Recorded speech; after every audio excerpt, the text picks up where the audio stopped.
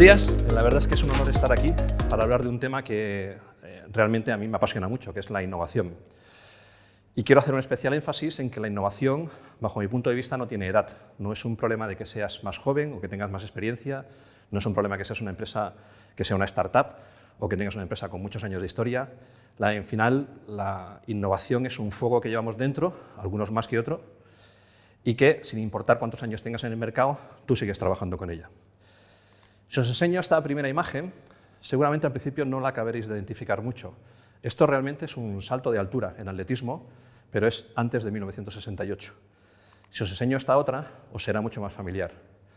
Realmente lo que sucedió en los Juegos Olímpicos del 68 es que el señor Furbury cambió la forma de saltar y realmente ganó la medalla de oro.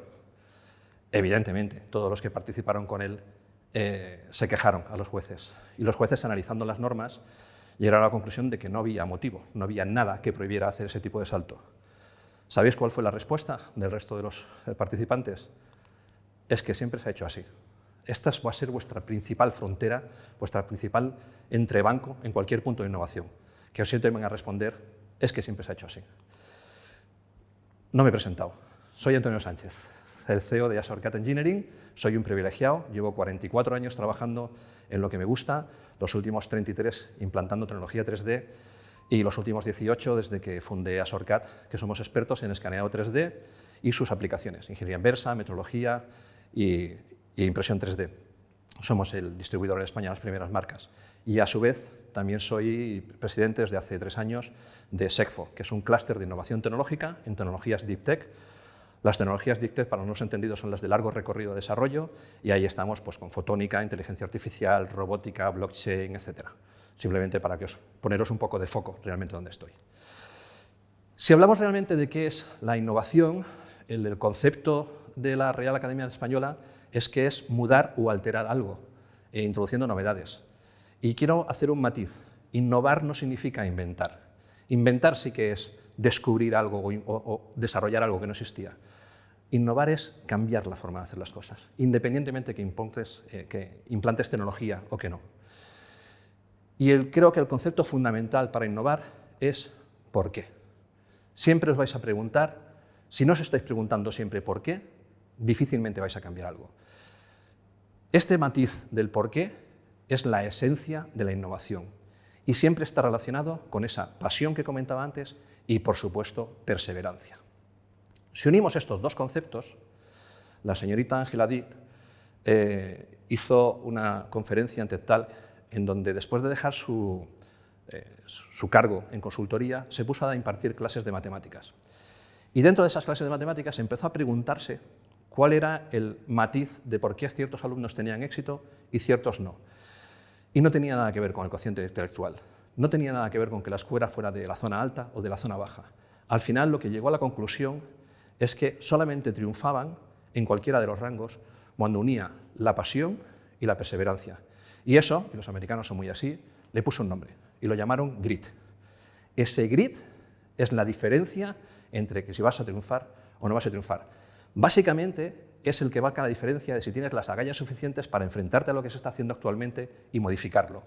Y ese punto de desafío a lo que estás encontrando es lo que te va a hacer buscar nuevas formas de encontrar las cosas. Dentro de todo ese discurso encontraréis diferentes textos en los que te habla de las diferentes fases de la innovación. A mí personalmente me gusta especialmente el de Andrés Van, que es muy genérico, con 3 fases fundamentales: el descubrimiento, la evaluación y la ejecución. Y dentro de las fases de cada una de estas, me gusta resaltar especialmente el descubrimiento. El descubrimiento es de generar ideas, para ver cómo puedo mejorar un poco el sistema. Pensar, ¿y si hacemos esto o hacemos lo otro? Y cambiar la perspectiva, mirar las cosas desde un punto de vista diferente. Si luego vamos a la evaluación, también me gusta resaltar tengo que buscar soluciones al y frente al pero, tengo que fomentar el fracaso, y es indiscutible que todo lo que hagas siempre, más tarde o más temprano, y alguna cosa no te saldrá bien. Thomas Edison creo que dijo algo así cuando descubrió la bombilla, que al número 100 de inventarlo, de probarlo, le salió y había aprendido 99 formas de cómo no tenía que hacerlo. Si no fracasas no puedes llegar a cambiar el tema. Has de asumirlo. Y, por supuesto, has de intentar pensar de forma cruzada, ¿vale? Y luego ya en la ejecución es clave. Aprender de los fracasos, comunicar de una forma clara la necesidad de por qué no probar las otras formas de trabajarlo y, por supuesto, aprender de otros sistemas, de tu mismo sistema y todas las tests que hagas. Al final, innovar, bajo mi punto de vista, es obligatorio, debería ser obligatorio. Y has de cuestionarte siempre el por qué. Plantéate qué es lo que puedes mejorar, si va a afectar a tu método, si va a afectar al tiempo, si va a afectar a tu estrés de tu gente, el mercado. Es importante que definas cuánto tiempo vas a dedicar a fomentar esa innovación o incluso a probarla. Evidentemente lo has de acotar dentro de tu sistema. Por supuesto, hay que investigar si una vez que has pensado la idea, si ya existe alguien que lo ha pensado antes y está en el mercado, has de testearlo y ver si eso se va a adaptar mucho mejor a ti. No descartes que en el transcurso de esta investigación llegues a la conclusión, incluso antes de hacer un test, pues de que no funciona o de que los tiros no van por ahí. Eso forma parte del proceso. Cuando fracases, como siempre, levántate y sigue. Y si una vez triunfas, no dudes que no es culpa tuya. Al revés, tienes que valorar a todo el equipo que está implicado.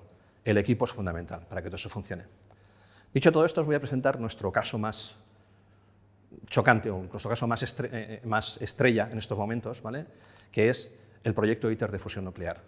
Evidentemente, ya como proyecto de por sí, es un proyecto escandalosamente innovador que están trabajando muchísimas empresas internacionales y en las cuales nos plantearon un reto cuando estaban en la fabricación del sistema, que era si éramos capaces de medir los labios de soldadura de los sectores del tokamak. Para que os hagáis un poco la idea, el tokamak es un donut enorme de 25 metros, cortado en 9 quesitos, y cada quesito de esos hace 12 metros de altura por 6 metros de ancho. Esto, que es un proyecto que iniciamos hace ya bien 5 o 6 años, evidentemente no lo habíamos hecho nunca. Y podríamos haber dicho, esto no es lo que hago siempre, o dijimos, pues no lo he probado, pero creo que igual podemos conseguirlo. ¿Qué hicimos? Bueno, déjame probarlo, vamos a hacer un test y vamos a probarlo. ¡Voilà! Hicimos un test y demostramos que sí podíamos hacerlo, se podía medir. A partir de aquí nos validaron la tecnología y evidentemente fuimos capaces de realizarlo. Hemos definido los protocolos de medición, hemos entregado el equipamiento para que los clientes puedan, o el cliente en sí pueda desarrollar ese trabajo, y lo que hemos visto es que algo que nos sacó en su momento de nuestra zona de confort, que en nuestro caso es bastante habitual que nos saquen de esto y nos planteemos los retos, nos permitiera llevar un paso mucho más allá de lo que estábamos haciendo hasta ahora. Por supuesto, es nuestro proyecto estrella, pero siempre digo lo mismo, somos expertos en escaneado 3D desde un anillo hasta un castillo, también tenemos cosas pequeñas, ¿no? Si todo esto lo resumimos, yo diría que básicamente no hay futuro sin una innovación constante. Eso debería ser una base directamente en las empresas, debería estar implantado en el ADN de las escuelas, por supuesto, y de los gobiernos, que deberían de fomentarlo mucho más fácilmente. Y lo resumiría básicamente en una serie de normas muy básicas. Lo primero es cuestionarlo todo. Esto es muy normal en los niños cuando los haces crecer, que te cuestionan todo. Pues cuestiónatelo todo, que te hagan temblar, que te hagan salir de tu zona. Intentar ser muy metódico en la forma en que innovas para que no pierdas el control de lo que estás haciendo ni las variables que vas a cambiar y ver si ese retorno existe. Por supuesto, no dudes en probar y en experimentar, has de hacerlo, es una implícita de la innovación. Aprender del fracaso, lo hemos comentado antes. Nosotros hemos implantado ya una metodología en nuestra empresa y es que cuando estamos fichando a alguien nuevo, una de las cuestiones que planteamos siempre es si hace deporte.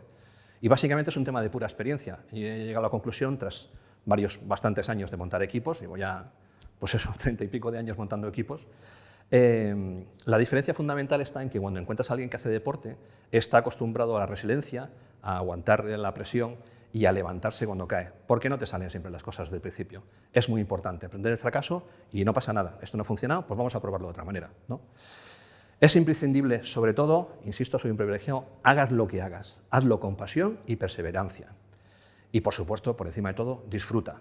El otro día en una conferencia decía el ponente 3 máximas que le explicaba a sus hijos y que comparto totalmente. Es una, disfruta de lo que haces, ponle pasión. 2, no se trata de hacer grandes cosas, se trata de hacer pequeñas cosas, pero de forma muy grande. O sea, haz lo pequeño, hazlo de forma muy concienzuda, hazlo muy bien.